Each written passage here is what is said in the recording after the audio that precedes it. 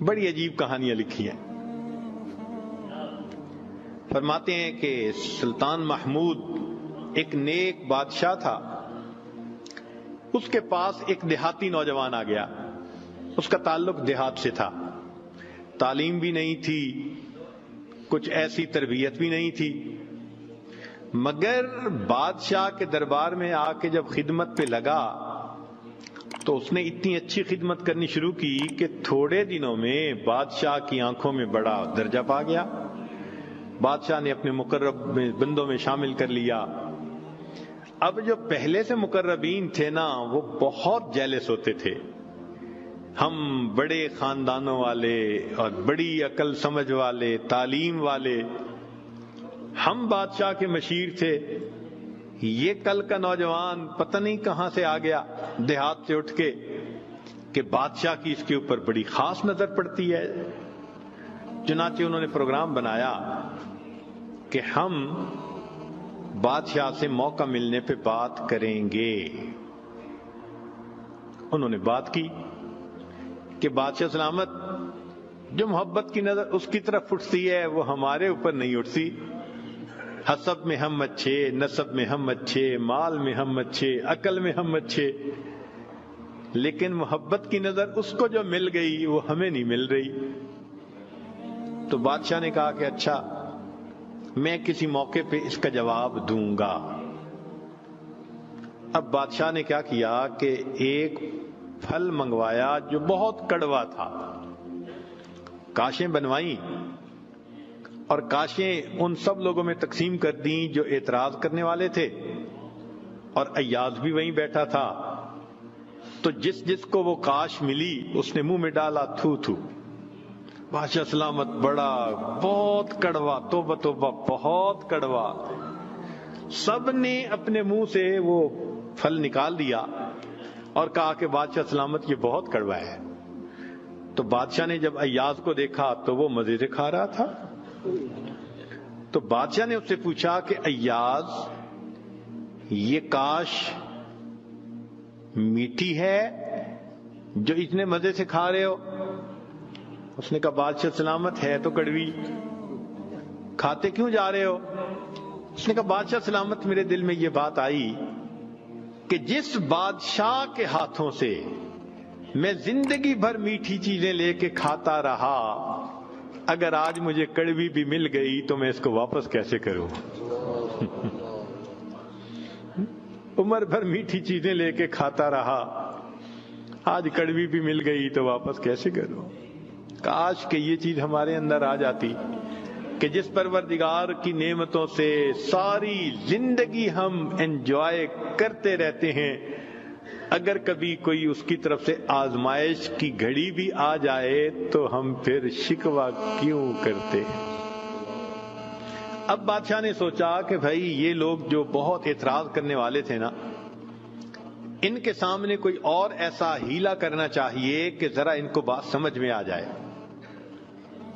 تو ایک دن بادشاہ آیا اور اس نے کہا کہ دیکھو بھائی، آج میں تم سب کی عقل کا امتحان لوں گا، تمہارا آئی کیو لیول دیکھوں گا کیا ہے،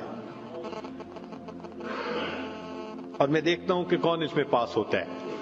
اب جب بتا دیا تو سب بڑے محتاط ہو گئے۔ بادشاہ نے ایک موٹا سارا ہیرا دکھایا، دیکھو یہ کتنا قیمتی ہے، کتنا چمکدار ہے، اور ایک ہتھوڑا بھی ساتھ دیا، اور پہلے کو کہا کہ جی یہ ذرا ہیرا جو ہے توڑ کے دکھاؤ۔ اب وہ سمجھ رہا تھا کہ بادشاہ نے ہم سے امتحان لینا ہے ہماری سمجھداری کا، تو اس نے کہا بادشاہ سلامت یہ ہیرا تو بہت قیمتی ہے، اتنے کیرٹ کا اور بالکل بے عیب ہے، کوئی فلاں نہیں، فلاں لیس ہے، لہذا اس کو تو نہیں توڑنا چاہیے۔ بادشاہ مسکرایا، کہنے لگا ہاں بہت اچھا۔ تو وہ سمجھا کہ بھائی میں نے بادشاہ کو کنونس کر دیا، چنانچہ دوسرے کو دیا، اس نے بھی اسی قسم کی لاجک، تیسرے کو دیا، اس نے بھی لاجک، جتنے اعتراض کرنے والے تھے سب کو ہیرا ہتھوڑا دیتے رہے، وہ یہی لاجک دیتے رہے اور معذرت کرتے رہے، حتیٰ کہ بادشاہ نے وہ ہیرا ایاز کے ہاتھ میں پکڑایا۔ جب ایاز کو کہا ایاز اسے توڑو، ایاز نے اس کو نیچے فرش پہ رکھا، دے کے مارا ہتھوڑا اور اس کے ٹکڑے ٹکڑے کر دیے۔ اب جب اتنے قیمتی ہیرے کے ٹکڑے ہو گئے تو وہ تو سارے خوش ہو گئے، آج اس کا گنوار پن کھلا، اس کی جہالت کھلی، بے وقوف، کیا پتا اس کو یہ کتنی قیمتی چیز تھی۔ تو وہ ایکسپیکٹ کرنے لگے کہ آج تو بادشاہ اس کو دھکا دے دے گا دربار سے۔ تو جب ہیرے کے ٹکڑے ہو گئے تو بادشاہ نے اس کی طرف دیکھ کے کہا، ایاز تو نے ہیرے کے ٹکڑے کر دیے، اتنے قیمتی ہیرے کے؟ تو ایاز نے آگے سے سمپل سا آنسر دیا کہ بادشاہ سلامت، آپ نے مجھے حکم دیا تھا ہیرے کو توڑ دو۔ اب میرے سامنے دو آپشن تھی، یا تو اتنے قیمتی ہیرے کو توڑ دیتا، یا پھر میں انکار کرتا تو آپ کے حکم کو توڑ دیتا۔ میری نظر میں آپ کا حکم ایسے سینکڑوں ہیروں سے زیادہ قیمتی تھا، لہذا اس کو کم قیمت سمجھتے ہوئے میں نے آپ کے حکم کو نہیں توڑا، میں نے ہیرے کو توڑ دیا۔ تو بھئی جتنا ایاز کے دل میں بادشاہ کے حکم کا احترام تھا، کاش ہم بندوں کے دل میں پروردگار کے حکم کا ایسا احترام آ جاتا۔ ہم خواہشوں کو توڑ دیں، تمناؤں کو توڑ دیں، اپنی امیدوں کو توڑ دیں، ہم کبھی بھی حکم خدا کو نہ توڑیں۔ تیسرا واقعہ لکھا کہ ایک دن ایک موترس جو تھا وہ آیا اور اس نے کہا کہ بادشاہ سلامت، یہ جو آپ کا زیادہ ہے نا چہیتا ایاز، ہمیں لگتا ہے کہ یہ خزانے سے چیزیں چراتا ہے، ہمیں تو شک ہے۔ بادشاہ نے پوچھا کیسے ہے؟ اس نے کہا جی ایک جگہ کلوزٹ بنائی ہوئی ہے اس نے، اور یہ صبح و شام اس کلوزٹ کا دروازہ کھولتا ہے اور دیکھتا رہتا ہے اور تالا لگا کے چابی اپنے پاس رکھتا ہے، چابی کسی کے ہاتھ میں نہیں دیتا۔ تو بادشاہ سلامت، ہمیں تو پکا شک ہے کہ آپ کے خزانے سے اس نے قیمتی چیزیں چرا کے رکھی ہیں اور یہ صبح و شام دیکھتا ہے ان کو۔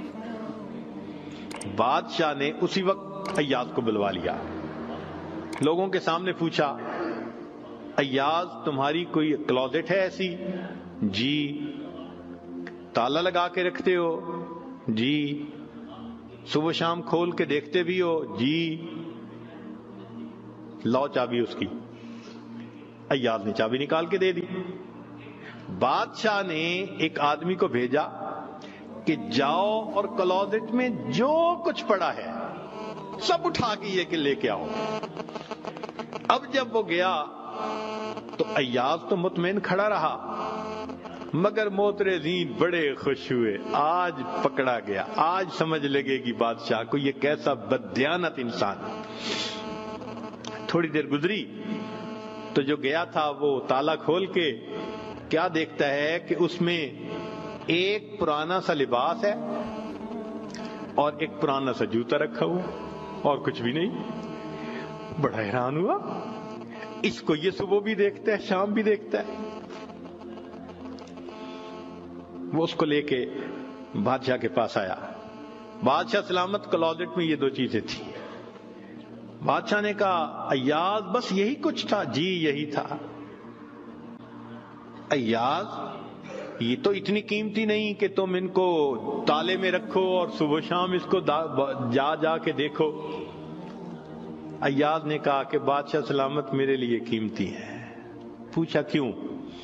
کہ بادشاہ سلامت، جب میں پہلی مرتبہ آپ کی خدمت میں حاضر ہوا تھا، میں دیہاتی سا لڑکا تھا، یہ تہبند باندھی تھی، یہ کرتا پہنا تھا، یہ جوتا پہنا ہوا تھا، میں نے اس کو اپنے لیے پریزرو کر کے رکھ لیا۔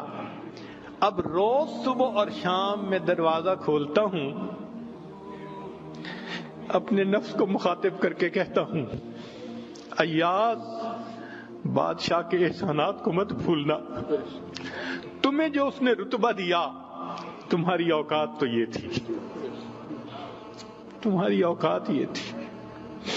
میں صبح بھی اپنے آپ کو یاد دلاتا ہوں میں شام بھی اپنے آپ کو یاد دلاتا. مولانا لکھتے ہیں کاش کہ یہ صفت اللہ ہمیں بھی عطا فرماتا.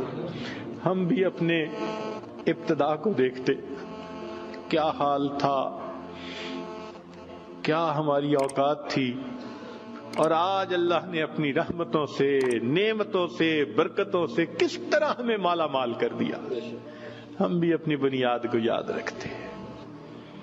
تو اگر ایک دنیا کا غلام اپنے مالک کے حکم کو اتنا قیمتی سمجھتا ہے تو ہم تو اللہ کے ویسے ہی بندے ہیں، غلام سے بھی ایک درجہ نیچے. ہم تو اللہ کی ملک ہیں، مخلوق ہیں اس کی. لہذا ہمیں چاہیے کہ اللہ رب العزت کے حکم کی عظمت کو سامنے رکھیں. ہمیشہ خیال رکھیں کہ حکم خدا کبھی بھی ٹوٹنے نہ پائے.